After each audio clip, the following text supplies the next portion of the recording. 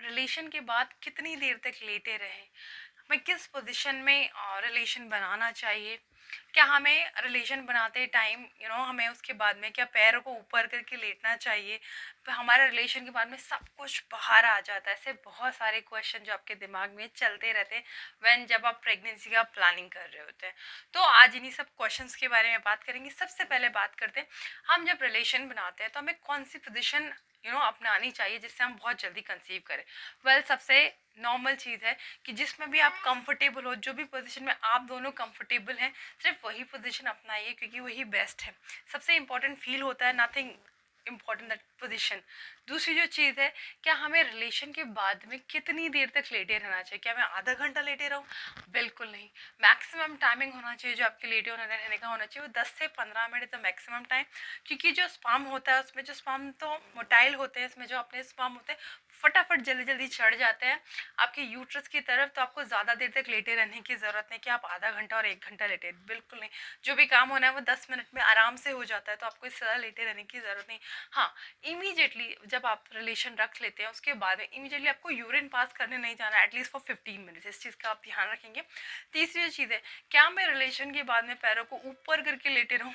बिल्कुल ज़रूरत नहीं है उस चीज़ की, क्योंकि उससे आपके यूट्रस की पोजीशन पे और आपकी वजाना की पोजीशन पे कोई फ़र्क नहीं पड़ता। खाली आपके पैर अपलिफ्ट हो जाते हैं, तो उससे आपको कोई फ़र्क नहीं पड़ता। जब भी आप पैर नीचे करेंगे वो स्पर्म ऑटोमेटिकली बाहर आ जाता है। तो इस चीज़ का आपको कोई ज़रूरत नहीं इस चीज़ को करने की। आप इससे अच्छा आप एक चीज़ करेंगे, जब भी आप रिलेशन में रहें अपने एब्स के नीचे आप एक कुशन लगा सकते हैं, जिससे आपका जो वजाइना का जो पोजीशन है वो थोड़ा सा स्लांट हो जाता है, तो स्पर्म बहुत जल्दी इजीली ट्रैवल कर जाएंगे आपके यूट्रस की तरफ।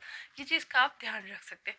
उसके बाद में फोर्थ क्वेश्चन, मैम मेरे लेटे रहने के बाद जब मैं उठती हूँ तो मेरा सब कुछ स्पर्म का जो क्वांटिटी वो बाहर आ जाता है, तो क्या मैं प्रेग्नेंट नहीं हो सकती, मुझे कंसीव नहीं होगा?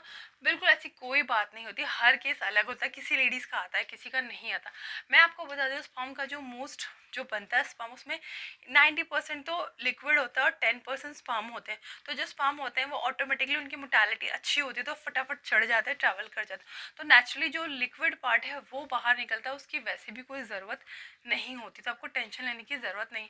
पर हर लेडी का ऐसा नहीं होता, किन्हीं का निकलता है किन्हीं का नहीं निकलता, तो इसमें आप ज़्यादा लोड ना लीजिए। और किन्हीं लेडीज़ का जब वाइल हैविंग सेक्स, तो हम लोग का जो वजाइनल डिस्चार्ज वेजाइनल सिक्रेशन होता है वो भी बहुत ज़्यादा होता है किस किस लेडी में, तो वो अमाउंट और स्पर्म का जो बचा हुआ लिक्विड अमाउंट होता है वो साथ में बाहर निकल आते हैं। तो आपको टेंशन लेने की ज़रूरत नहीं है, जो स्पर्म है वो ऑटोमेटिकली ट्रैवल कर जाते हैं। तब तक 10 से 15 मिनट बहुत ज़्यादा मैक्सिमम टाइम है, इससे तो आपको लेटने की ज़रूरत नहीं। ये है सारे सवालों के जवाब। जब आपको रिलेशन में रहते हैं तो आपको चीज़ों का ध्यान रखना है, दैट्स इट। और कोई मिथ अपने दिमाग में मत पालिए, दैट्स इट कि 1 घंटा लेटे रहें, पैरों को ऊपर करके लेटे रहें, इन सब करने से कुछ भी नहीं होता। तो ये चीज़ों का ध्यान रखिए, अपना डाइट अच्छा रखिए, दैट्स इट। और इन्जॉय करिए। व्हेन जब हैविंग रिलेशनशिप आप उस चीज़ को जितना एंजॉय करेंगे उतनी ज़्यादा आप जल्दी कंसीव करेंगे।